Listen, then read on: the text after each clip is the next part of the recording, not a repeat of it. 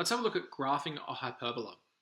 Hyperbolas have the form y equals 8, a over x, where a is a number, right? And we'll have a look at this one. Y equals 8 over x. All right, so part A. Draw a graph of the hyperbola for values in between -4 and +4 for x. Now, immediately, when you're graphing this hyperbola, graphing any type of function, go ahead and set up a table of ordered pairs. So x, y, put a line through the middle, and then start plotting some coordinates here. So x between -4 and 4 will go along the lines of -4, -3, -2, -1, 0, 1, 2, 3, and 4. Let's go ahead and extend our line here. All right, so now what we can do is we can start substituting in these values here into our equation. I'll show by writing the first two coordinates, and then the rest of them I'll just do verbally. Here we go. So for when x is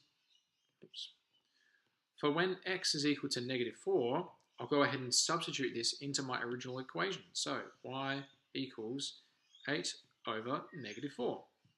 And y equals -2. I'll go ahead and plug that in right here. Let's do it properly. -2. All right, when x is -3, let's do that. So when x is -3, y is equal to 8 over -3. And 8 divided by -3, if I just get my calculator out, 8 divided by -3 is equal to -2.6 recurring. But I don't like to leave it as a decimal. I like to write it as a fraction rather. So y is equal to -2 2/3. Again, I'll go ahead and plug that in below where x is -3. So -2 and 2/3. All right, let's do the rest verbally. So when x is -2, y is equal to 8 over -2. That's just -4. When x is -1, 8 divided by -1 is just -8. When x is 0, 8 divided by 0, well, that's undefined. You can't divide by 0, so that's not a coordinate. And that's what sets us up for our first branch. We'll go ahead and finish off the second branch, and then we'll start plotting our coordinates and setting up for our hyperbola.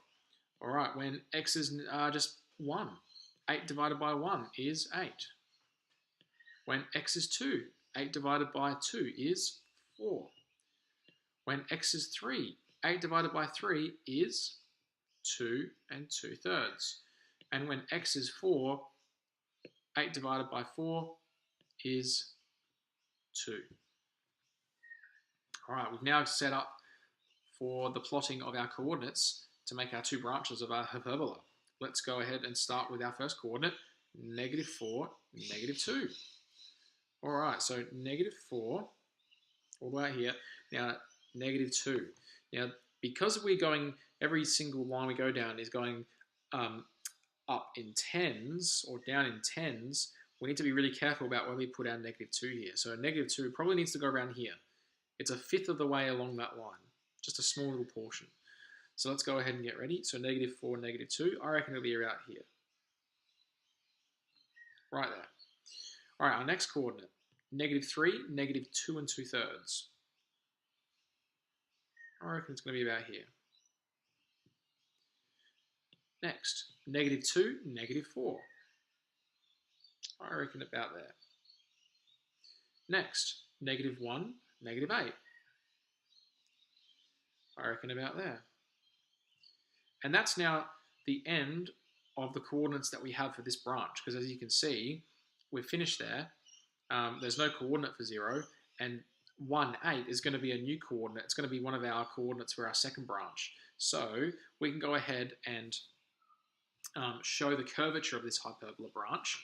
And remember, when you're drawing a hyperbola, the line extends all the way across along, let's get our laser. The line extends all the way along across the x-axis, never touches, and goes all the way through the coordinates and approaches the y-axis again but never touches. Let's go ahead and do that.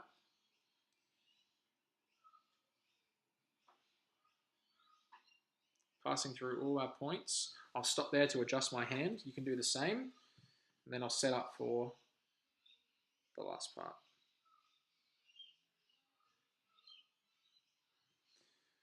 So as you can see, my hyperbola doesn't go closer, doesn't touch the x or y axis. It just gets near but never touches. It's a little bit wonky here, but that's okay. And again, for the same, they never touch the x or the y axis. Let's go ahead and do our second branch. So our next coordinate is 1, 8. 1, 8, right there, I reckon. Our next coordinate is 2, 4. I reckon about there. Our next coordinate is 3 and 2 2/3. About there. And our next coordinate is 4, 2. About there. Again, we give the same treatment to this branch. Our line extends but never touches the x-axis, passing through all our points. That was a little bit dodgy. I might just do that one again. So starting, we never touch the x-axis, going through all our points. I'll adjust my hand. And we never touch the y-axis either. There. And now we've got our 2 branches of our hyperbola. We can go ahead and do the next question. Part B, determine whether the point 1.66 is on a branch of the hyperbola, above it or below it. All right, so we need to be able to do this algebraically because to rely on your graph is quite inaccurate. Let's go ahead and have a look at why that's the case. Let's zoom in here. So 1.66, is that on this line?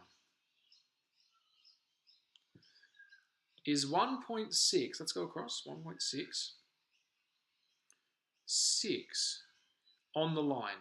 As you can see, I don't know if it's here, below, on the line itself, or above. It's just, my graph is too inaccurate.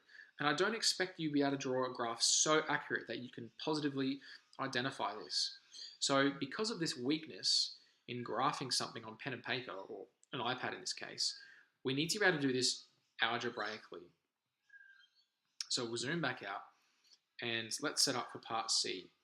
Part B, I beg your pardon. So for part B, we need to go ahead and recognize that when we're asked to determine whether a point is on a line or not, the general skill is this.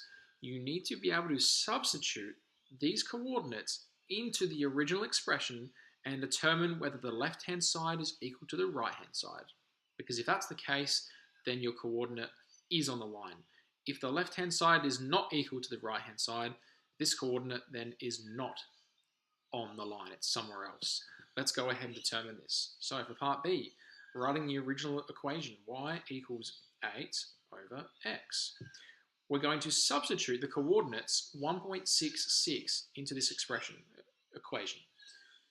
So 6 equals 8 over 1.6. I've just substituted the coordinates into this equation. All right, let's go ahead now and determine if the left-hand side is equal to the right-hand side. So 8 divided by 1.6, I'll put that in my calculator. 8 divided by 1.6 equals 5. So let's go ahead and write that. 6 does not equal 5. We know now for a fact that this coordinate, 1.66, is not on the line. So let's go ahead and zoom in on our function again, on our graph. 1.66 is not on the line. It's either below that line or it's above that line. We need to determine whether it's above or below. Let me go ahead and zoom back out. All right, let's think about what we've done so far in part B and to try and figure out how we can determine this algebraically. All right, what we did is we substituted x for 1.6, right? You can see that. We replaced x 1.6. And when we did that, we got 8 divided by 1.6. We got an answer of 5. Now, that we can basically say that when x is 1.6, we get an output, a y value of 5. You can see this. Look at the original expression. Look at the original equation here. Y is equal to whatever this is. Whatever x is, 8 divided by that x. And we found that when x is 1.6, y is 5. We know that this is definitely a coordinate on the line. We used it. We just plugged it into our equation.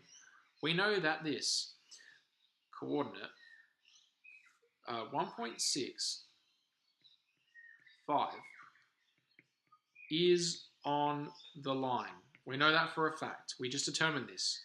When you substitute x for 1.6 in, you get an output or a y value of 5. So we just write it as a coordinate. So 1.65 is on the line. Again, let's go ahead and see where 1.65 is.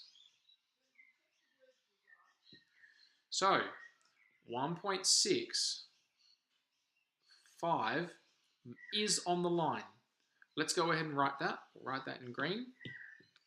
So this coordinate right here, I'm just estimating, this here is 1.65.